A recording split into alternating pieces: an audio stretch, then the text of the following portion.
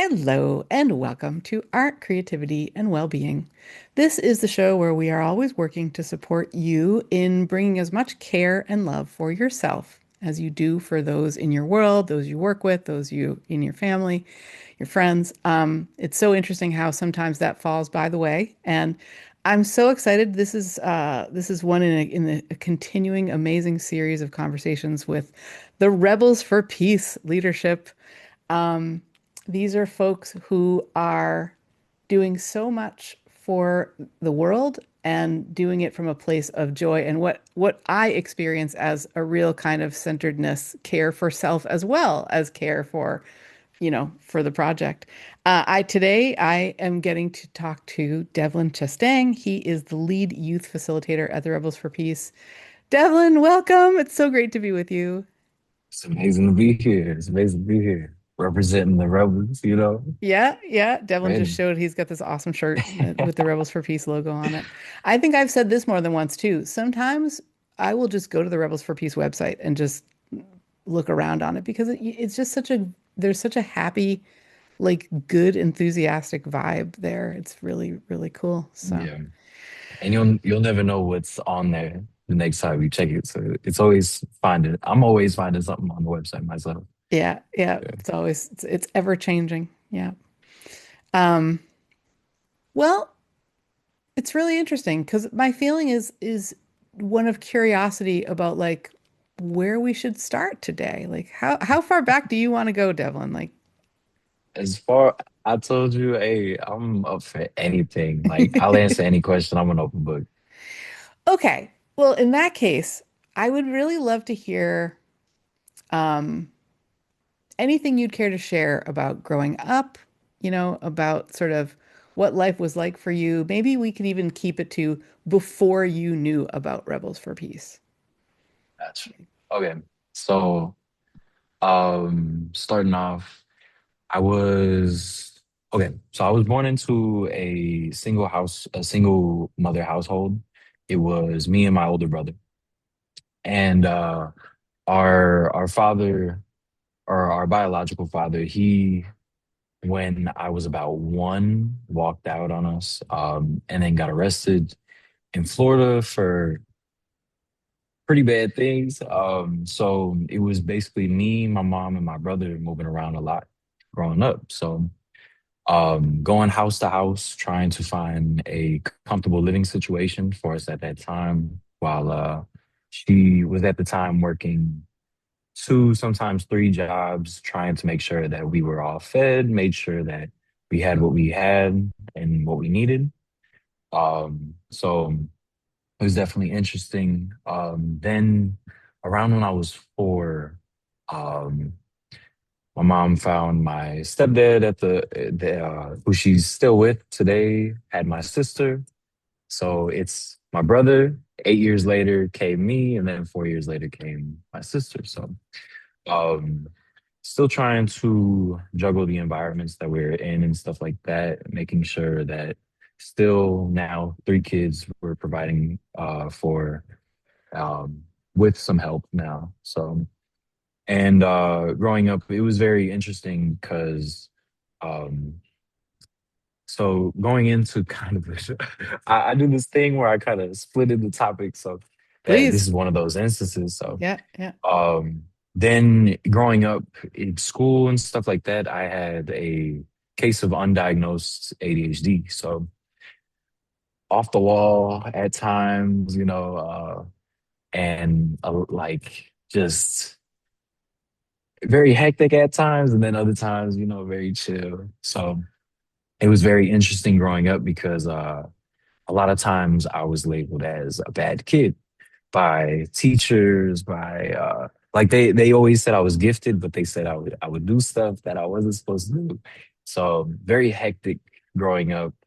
And I know now that it was just I know now that it was my ADHD, but it was very much mislabeled at the time. So going from that household, from the ADHD to now, or even like before Rebels, 2020 and 2021 was very formative for me as a person.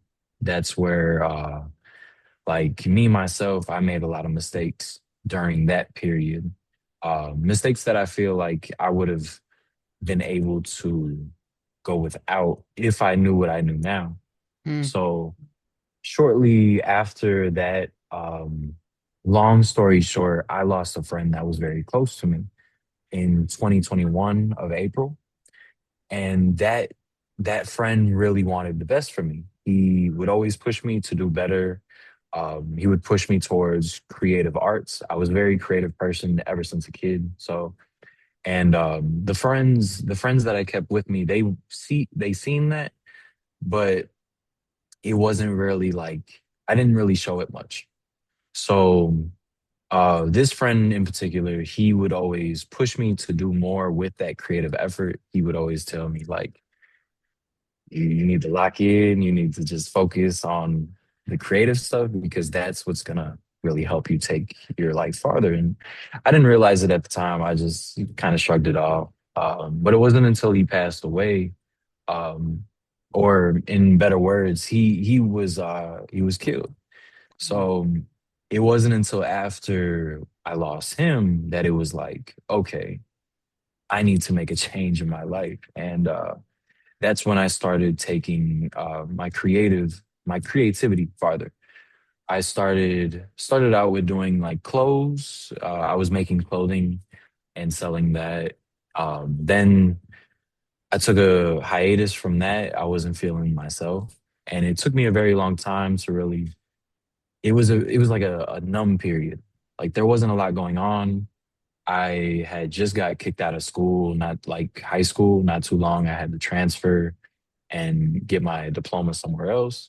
So it felt like I was at a low. Like it felt like I was at the lowest point I've been because along with getting kicked out of school, losing one of the closest people to me at the time, the relationship I was in at the time, that was going downhill. And then even tension between me and my mom, who my mom is one of the most important people to me, like in my life. So it was a lot of tension in all areas of my life. I didn't like the job I was at the time. I think I was working at Buffalo Wild Wings. mhm. Didn't like that job at all.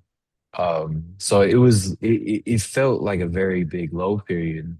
And I just felt like I kept making mistake after mistake after mistake. So it wasn't until after the close, I took that break and then I met my partner now. My partner Money, and she changed everything for me. Like she really pushed, just like my friend who passed away. She pushed me to do better with creative stuff. So I got back into creative efforts. Instead of clothes though, it was camera work. So I started shooting music videos around the city of Chicago. I started doing photography, really experimenting with my creative efforts. And I seen like a boost in not only my confidence, but also just my well-being in general. I Mm, started taking care of myself better, started practicing more self-care, stuff like that. So um, stopped working entirely, um, and um, fully financed my bills and stuff off of the creative efforts, doing music videos around the city and stuff like that. And it was rough. It was definitely rough trying to provide for myself, just off of like doing camera work and stuff because it's very situational, not like consistent. So consistent. Yeah.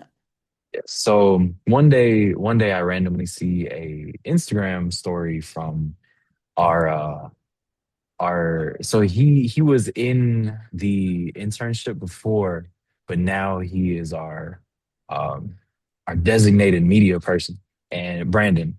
Mm, And he reposted something because I was following him at the time. He posted something about the Rebels internship, and I didn't think he was paid at the time.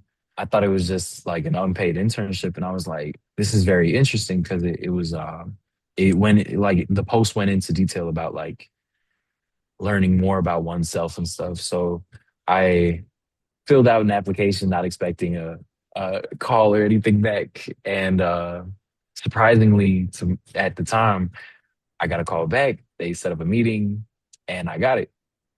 And I was like, "Oh, I'm so excited!" And they told me in the meeting that it was paid, and I was like, "What?"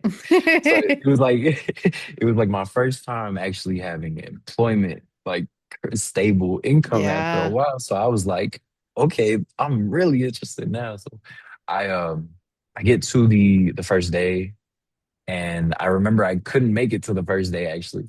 It was the second day because no, it was the first day and then the second day it was rocky because there was a lot of like storms going on. Mm. So first day was like the orientation.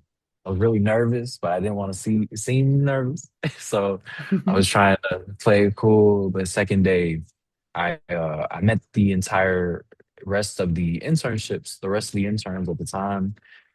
And overall, just that entire internship experience was amazing. And once again, to my surprise, at the end of the internship, Prince pulls me to the side and he's like, "Hey, we would like to offer you a position as a facilitator." And I'm like what?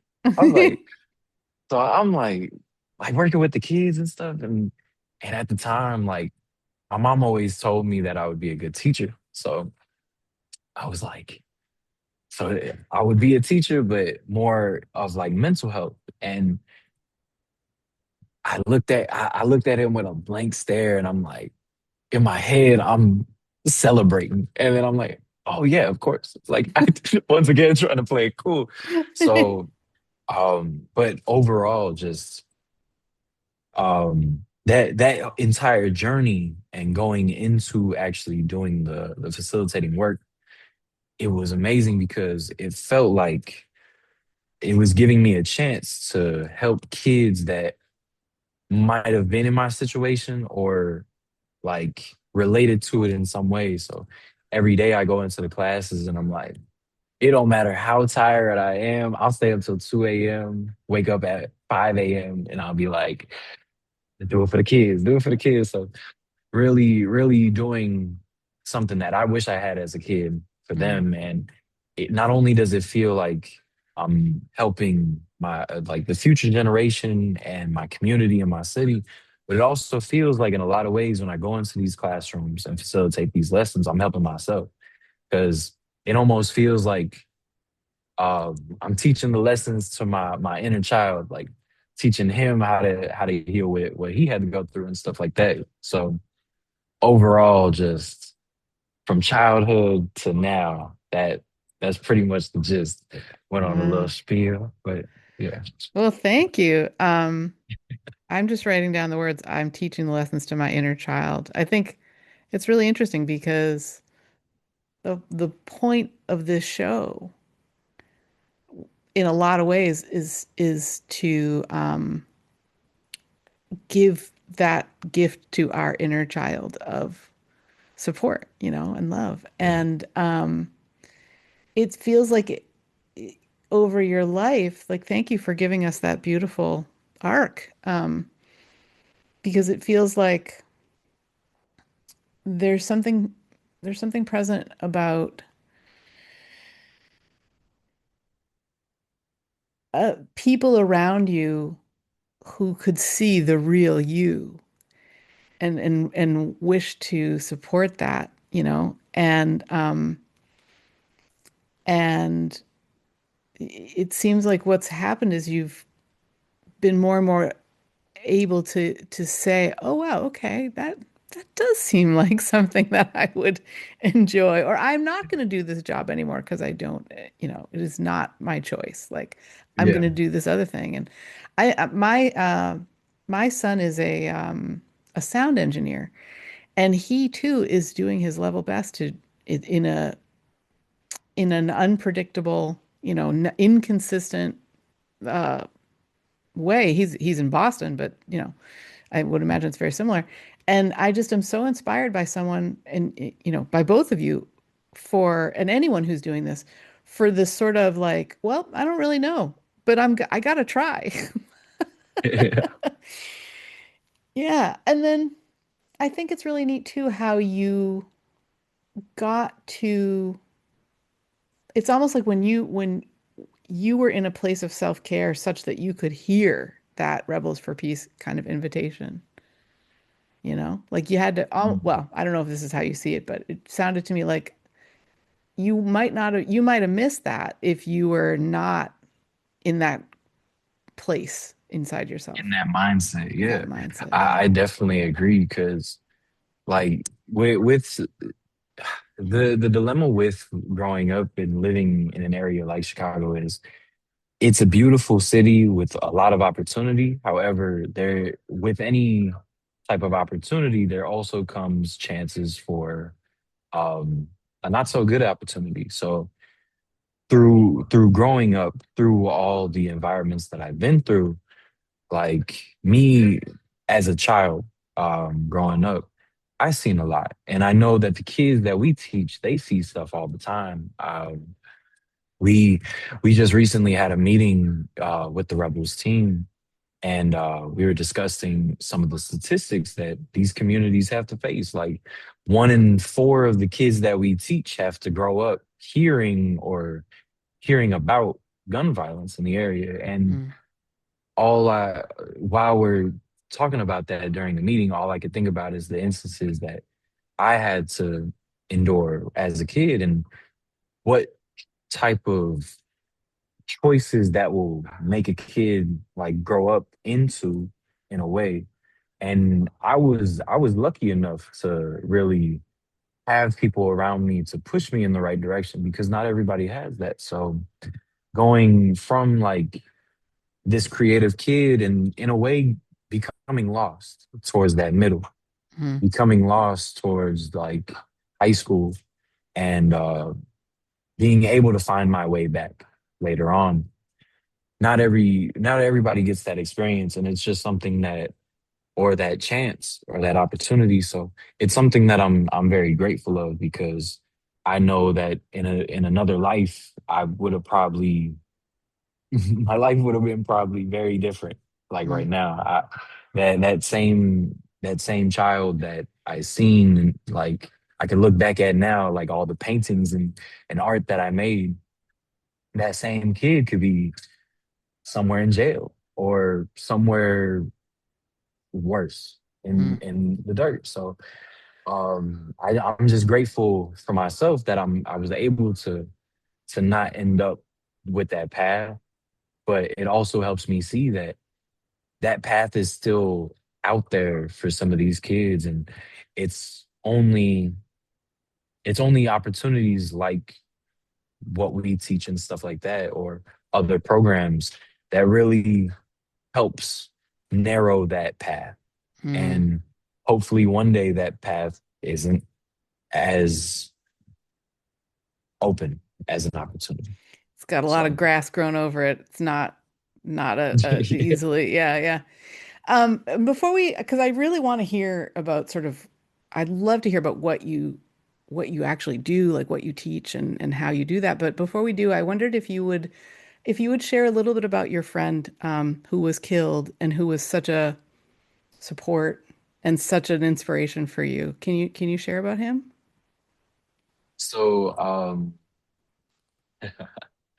he was definitely one of the most important. I would say my mom's number one, Bunny's number two, and then he was number three. His name, we called him Red. I have a tattoo with red on it, and it's to immortalize his name for me because, as I said, he was very important to who I was and who I am now. So he uh he was the best way to describe him was he was very much like me in the same circumstance. However, he did not have the same he didn't have the same opportunities as I did, or they weren't made as obvious because as I took the path that led to where I am now, he took the other path. However, before he realized he needed to change, but before he could try to make those changes, the best way to say it was he was in too deep. So we both were at the same kind of the same level in high school. However, because his inspiration for me, he didn't like the path that he was going down. So when he saw me going down that same path in a way, he was about 2 years older than me. So when he saw me going down that same path and he's urging me, like, hey, you don't want to do this, it was like he was helping me not repeat his mistakes. And I see that now as well.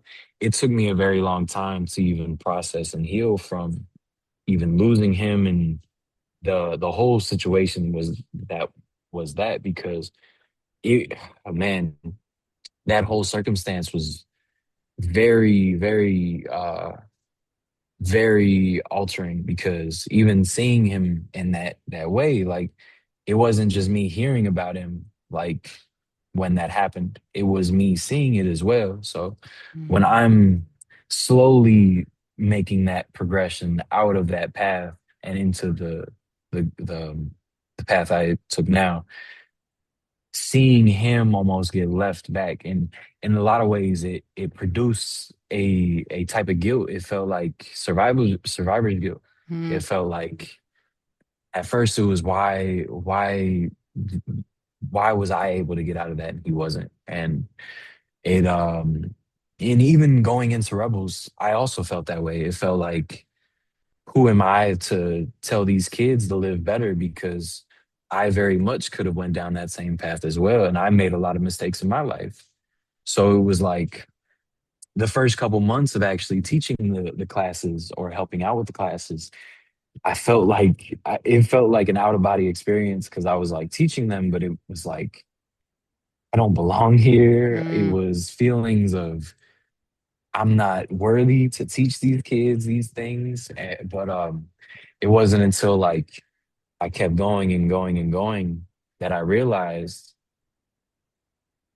I, in a lot of ways, I am their red. I'm their Wow. person telling them how it's just a different circumstance because it didn't get to the extremes as it was with my friend Red. So, but that was definitely something I struggled with going into the classes, like going from a feeling of not being worthy enough to talk about this to these kids to feeling like I am I'm going to do my best to keep them out of that path the best I can, whether that's teaching them the lessons or checking in with them or anything, whatever is required to help make that change. Because I'm a very firm believer of like the next generation, because the next generation is the future. So, Mm. and if I can't change that, if I can change that for myself, I can help direct them change it for themselves.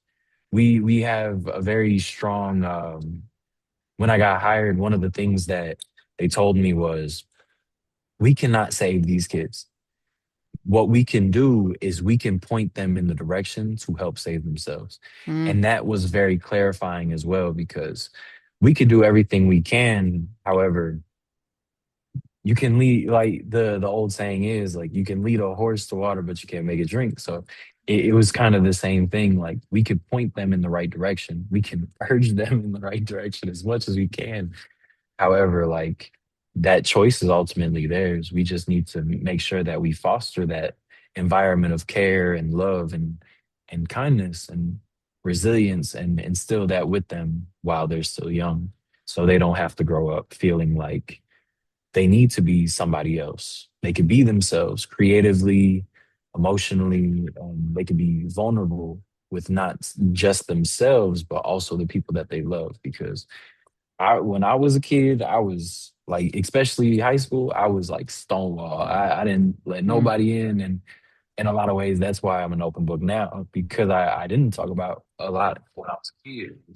I feel like if I did, once again, just another thing that would have kept me out of trouble. Mm.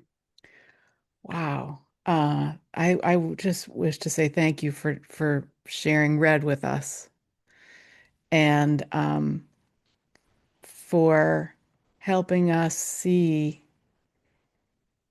I mean, it seems so like, you know, it seems so clear to be able to look back and say, "Oh, I was feeling that way." But I'm sure at the time it was, I mean, I understand survivor's guilt myself, and um, I think it's really lovely to hear you speak about it. And I think in that way, you really are, like, you're not just being read for your kids, you're being read for me and for the people who are listening.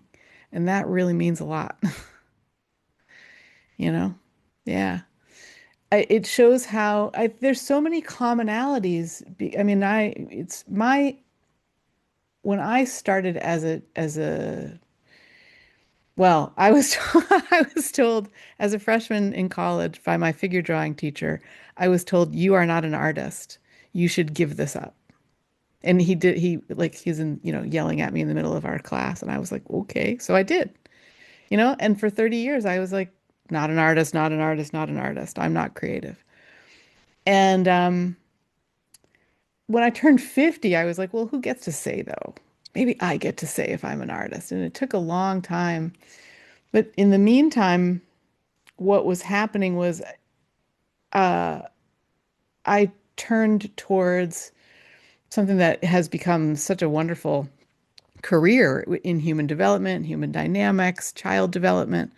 And I've always loved talking with kids and listening to kids. I've always loved sort of just the acquisition of language and because it's when kids when babies speak their first words, it's not because somebody taught them say this word. It's because they want to Right. communicate something with that word, right? And and I think it's coming up for me now because children are I think the word, in some ways, they're very egocentric, like meaning that they feel like everything that is happening to them, they don't have a way to relate it to anything else outside of Yeah. themselves. And so for you to be able to kind of, I love that you shared too that this wasn't like any life. It's not perfect, right? It's messy. And to be able to, I don't know, give the grace to see why and you don't need to share this with us, but like the reasons why you might have stonewalled or whatever. Like there's safety in that is Yeah. what we tell ourselves, right? And then to realize that the real safety is to be able to communicate and connect and and and that you being able to walk this path is good for you and it's also good for the people that are following. It's like, wow, I have Because goosebumps right now. I feel like even the example, like the story you said, like being told as a freshman, like you're not an artist, like it's stuff like this that kids remember forever. Like because even like being labeled as a bad kid growing up and stuff, that's being called that as like a 5-year old, 6-year old growing all the way up. It made me feel like that was all that I could be for the Hmm. longest. And it went from it went from being that bad kid, the stonewalling, to just and it just keeps spiraling and spiraling and spiraling. And even that I didn't even notice it at the time. I thought it was just like, oh, I'm a kid, okay. So what? But I realize now like that same sentence being labeled that at a young age, that changed my trajectory in itself because even looking at the kids that like I teach and serve and stuff like that, every day there is somewhere out there, like either online or the news, labeling these kids as violent. They're gonna grow up to be thugs. They're gonna grow up to be this, that. So it's like if I was called a bad kid and that affected my entire life up until like very, very recently, like 4 or 5 years ago, I couldn't imagine being labeled as worse by the world, by the Yeah. world. So it's like these kids are often demonized in that sense, that just because of where they grow up. And it genuinely it's depressing at times. And you could tell, you go into the classrooms, and sometimes like they already have that, like, as young as fourth grade, third grade, they already have Wow. it in their mind that they're going to grow up to be violent.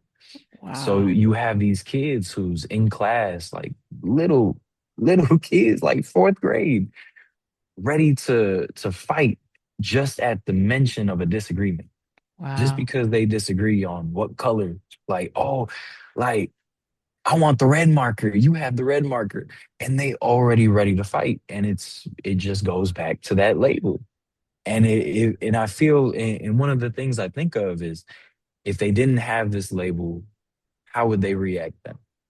Or Mm. if they, or some of these kids have um a lot of like tension that they're not able to talk about because they stonewall. And I relate to that very much. So it's like they feel like they can't talk about anything that goes on, and they have to go around acting like everything's okay. Mm. So they, one of the activities that we teach is called the balloon activity, and we talk about stress and anxiety. And we relate the air in the balloon to what they have on their plate or on their shoulders. Um, we also have an activity called backpack activity. I'll use that one because it relates a little more. But every day they add more to that backpack. And when you have these kids feel like they can't talk about anything because either they'll get in trouble, or there's nowhere for them, like no safe space for them to talk about it too, or they feel like it will be used against them, or anything like that.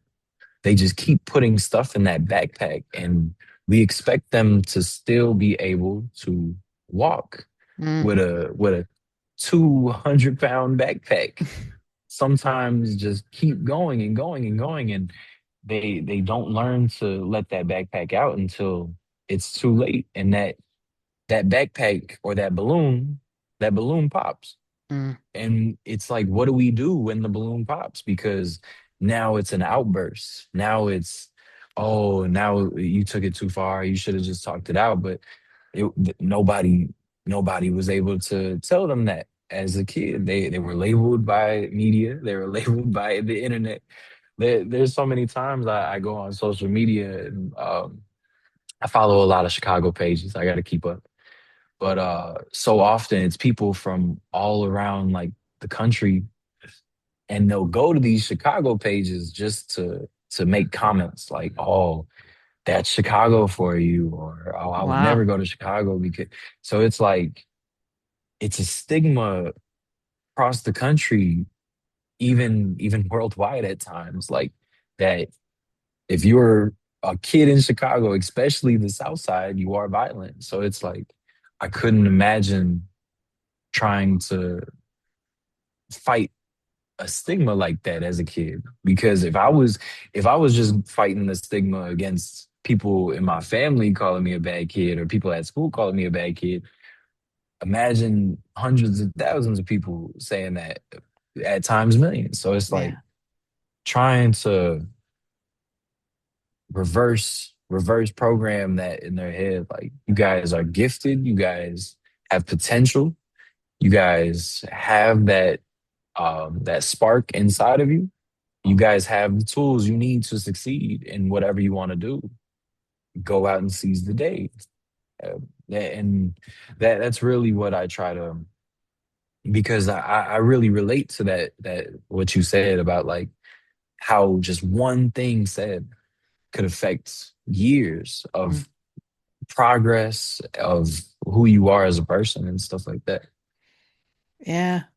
Thank you for that. That is a mighty heavy backpack for a 9-year-old kid to carry, huh? One that's full of all of these conclusions. And I think it really speaks to the human. Something that I've been reflecting a lot on lately is how humans are shaped. Like, and why is the person shaping them that way doing it? Like, what are um, my birth name is Karen. And in fact, when I started the show a dozen years ago, that was the name that I had. But since I've chosen the name Kay, and there are people in my life who could not stand that, who were terrified that I was like having a split personality disorder or that something was terribly wrong with me. And the way that they tried to make me not do this, not behave in the way that I'm behaving, sort of, you know, declaring myself Kay, was to disparage, to fight, and I've heard this recently that I love this so much, this idea that complaining is a form of like helplessness. Like you're expressing helplessness when you are complaining. And I when I think about that, like there were people who would complain about this particular change because they couldn't do anything about it, right? It was not in their power.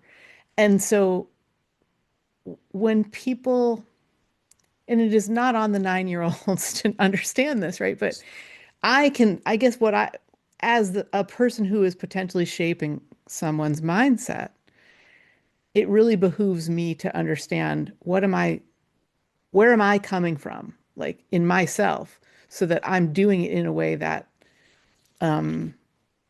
is gonna not load down their backpack or puff up their balloon with awfulness, right? And so I think what I'm hearing is that you've really beautifully sort of transmogrified, if you know, for anyone who knows Calvin and Hobbes, like what you received as a young person and as a kid,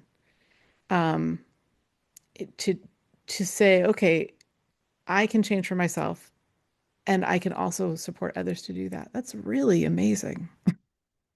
It's really Appreciate it. beautiful. Yeah. I we've had a couple of questions that I wonder if we could if I could bring. One is, thank you. One is about like what are there times when you don't feel hope and or you do feel burned out and like what do you do?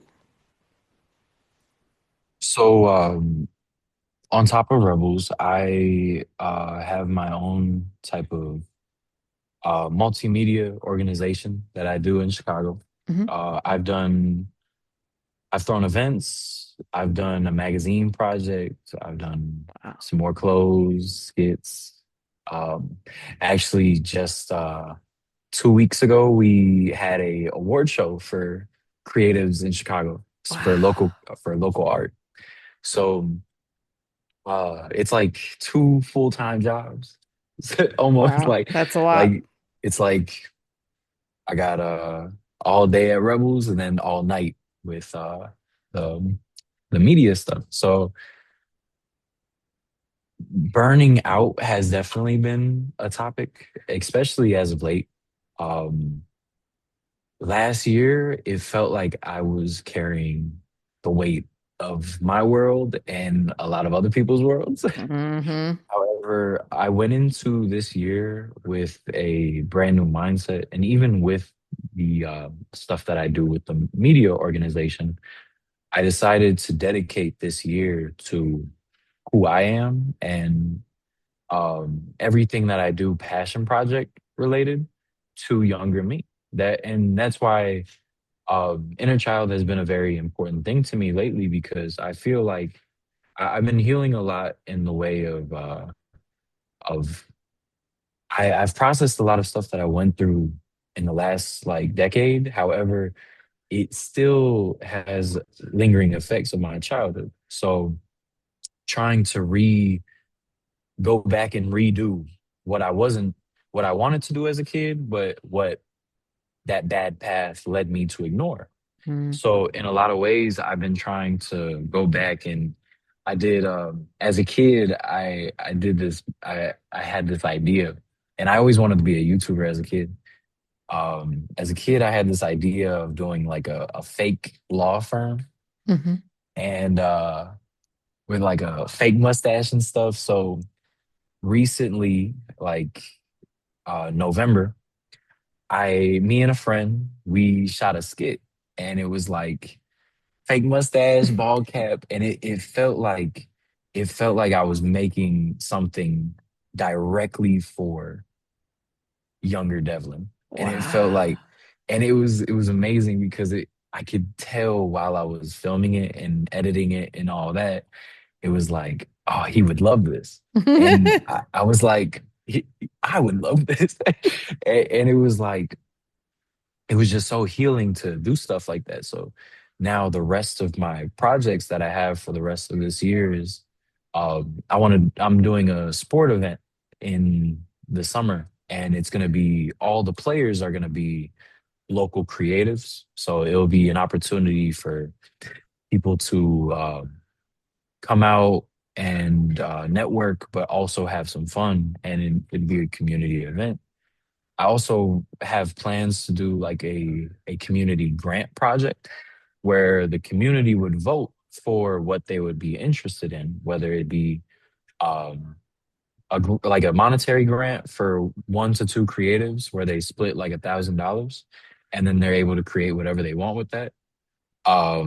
A community dinner, like an open dinner type of thing, where I pay local creative or local caterers in the area, like local businesses, to feed just whoever wants to come through for the Wow. community.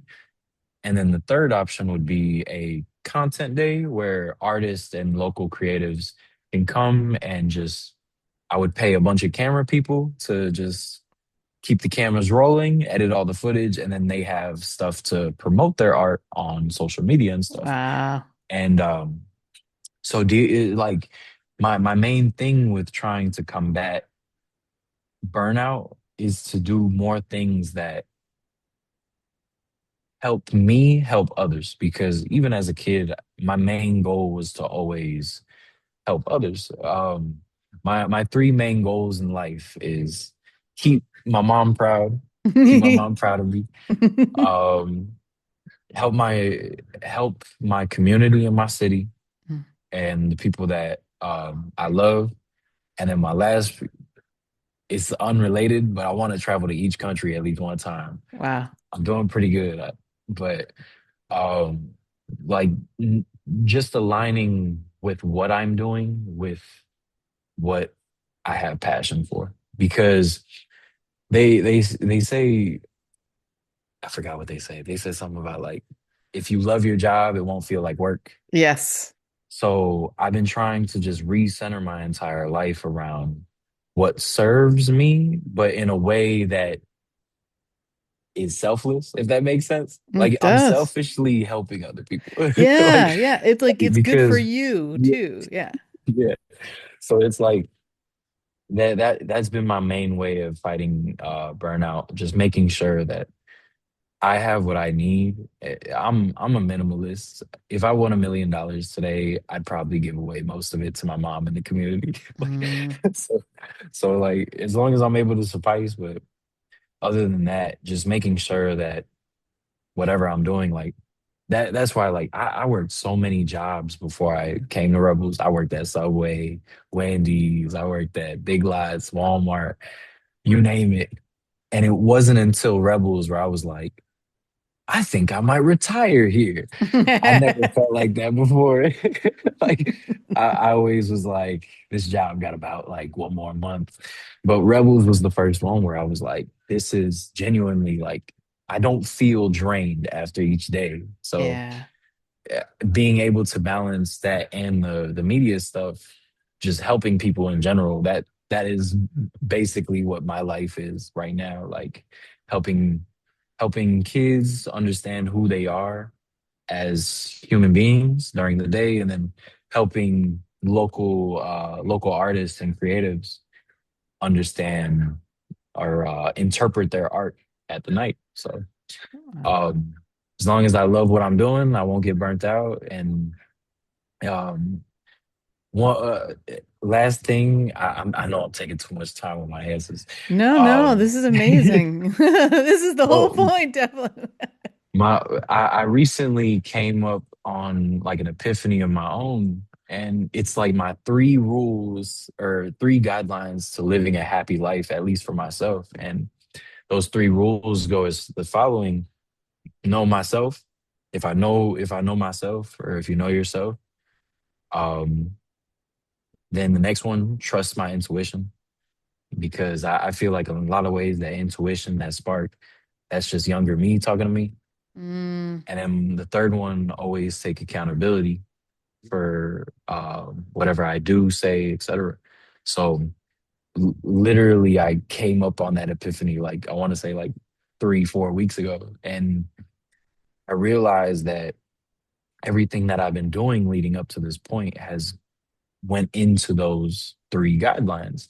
And because of that, I could genuinely say that the life that I live right now, I am content and happy with. And um, just Wow, I love it. I mean, it makes me think of this expression that I've heard, which is when you know better, you do better. So to have the awareness, oh, I've gotta come from integrity. I've got to do what's aligned. And to have all that be like, it's almost like you're giving yourself this gift because you know that your inner child would delight in it. So cool. So cool. Okay, I've got one last question, and then we must be wrapping up. These go so quickly. Um, I've had a friend ask, she was bringing curiosity to, is there anything, so for those of us who do not live in Chicago, who aren't, able to sort of be in the space with you, is there anything that and I want to say this very specifically. She asked, is there anything that we can stop doing that will support you?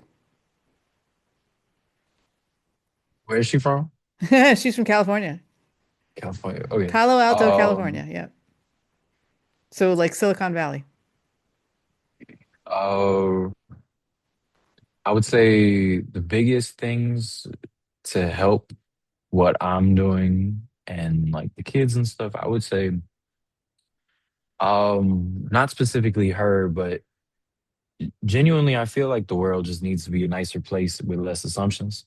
I feel Mm, like we have become as a people, like as a society, we have normalized assumptions in our day-to-day life, and it feels like we let that dictate how we think, how we talk, how we act. And even myself, I it's something that I still battle with as well. So it feels like our current culture of our society is overconsumed um with assumptions. I think as well as the with another thing, I think the hyper we another thing that has been increasingly glamorized in a way.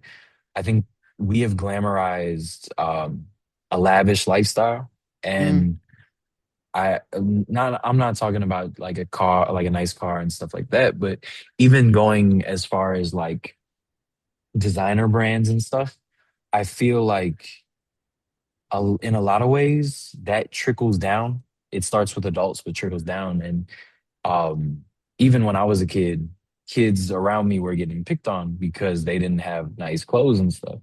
And it's something that I still see today. And a lot of these kids idolize not the people who make them or wear them, but the items themselves. mm, I remember one time I never really had nice clothes growing up, so I remember 2020 and 2021 before I became a minimalist. I was spending a little too much money on clothes, and because of that, I I looked for myself in those items. And I mm, feel I see a lot of these kids going down that same direction sometimes where they're like, oh yeah, I just got these jeans, like expensive jeans, like $1,000 jeans. And I'm like, how did you get these? How did you get these? But it's like I feel like as a society we have glamorized these name brands, mm, and that as I know now, like these name brands cost pennies of a dollar to make and get bumped up because of just the name. So it's like that trickled down to our like as a nation, our kids. So all these kids are looking for these name brands, but they don't really value like the quality of it, if that makes sense. Mm-hmm. So I would definitely say that, because in a lot of ways, those kids look for themselves. Like I said, look for themselves in those items. Yeah. They'll get a new pair of shoes and they'll think that's them. Yeah. But that, as I said, like we can't find ourselves in items. We got to find ourselves with what we do and how we talk and stuff like that. So, um, the third thing I would say, I said assumptions. I said like the overconsumption. I think the last thing is just we need to stop separating ourselves from each other. I feel like, Mm. um, we shouldn't see these as kids from the south side of Chicago.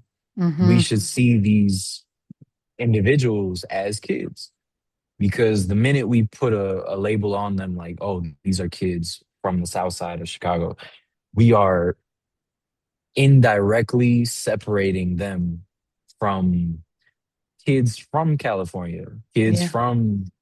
um, from the north side of Chicago, from wherever that may be, Florida, Oklahoma, New York City. We're separating those kids indirectly from kids. Yep. So, um, I think that's my last point. Just the separation of labels and stuff. Like I'll rep Chicago till I die. Don't get me wrong. It's However, okay to love being where you live, right? oh Yeah. yeah. Yeah. Yeah. However, I would much rather be perceived as a human being rather than a human being from Chicago. Because Mm-hmm. as I said, that stigma, and the assumptions. Yeah. And I think that goes with what I was saying earlier with assumptions as well. Yeah. Oh, that's beautiful. I really appreciate the just the depth and the thought. And those are if humans would stop making assumptions and stop relying on brands to dictate who they are and stop separating ourselves, it would be it would be that would go a long way towards healing the because what you're describing are all these ways that people split from each other and you know again to feel safe, but it just doesn't work. If we're learning anything as Not human at all. beings right now, we are learning that, right? Yes, Yeah. especially now. Yeah. Well, I hate to do this, but we it's time for us to I get to it. wrap it up. I get it. Devlin Chastang, thank you so much for bringing your full self here today to talk with us.